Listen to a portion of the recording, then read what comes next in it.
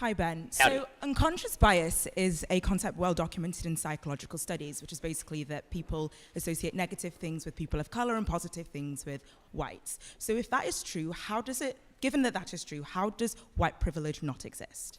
Okay, so you're asking about unconscious bias. I apologize because it's kind of echoey, but the question was, if there is unconscious bias, just to repeat it so I'm making sure I get it right, if there is unconscious bias, how does white privilege not exist? The question is, given that there is unconscious bias, how does white privilege not exist? So number one, so when I speak about white privilege, so when I speak about white privilege, I'm speaking specifically about behavior. Okay, there have been no studies, and really I've looked at these studies, the connection between what they call implicit bias, this is their favorite phrase now, implicit bias, unconscious bias, and biased behavior has yet to be proven at any level that is even remotely necessary to be used in, for example, a courtroom, which is why it's never been used in a courtroom.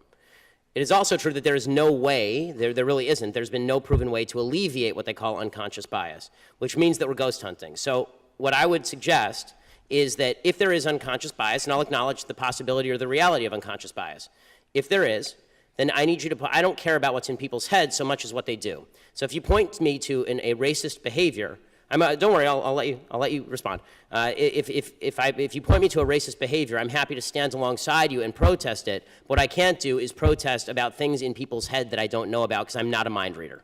Okay, so that's a really interesting response, and to that I have two questions.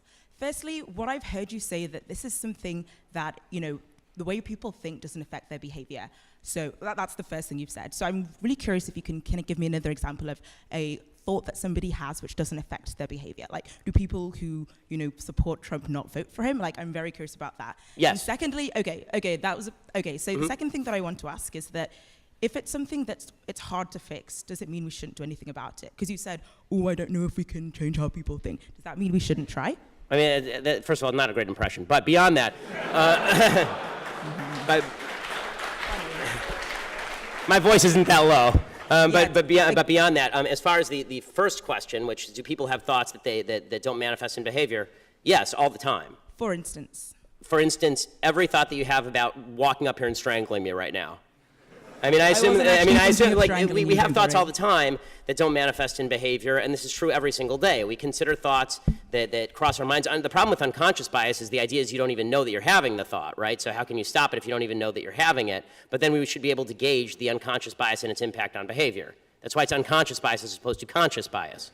The idea behind unconscious bias is that it's not even a ghost, it's a ghost of a ghost, because you don't even know you're having the thought.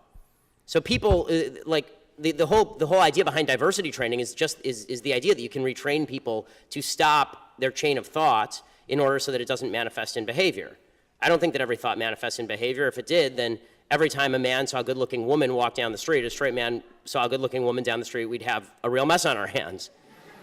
So the second question, the idea was a little too broad for me to respond to, which is, just because something is tough, don't we have to face up to it? Yes, we have to face up to tough things all the time. And one of the tough things I would suggest that we face up to is that you have a lot more control over your own behavior and the decisions you make than the supposedly widespread unconscious bias of people you've never met.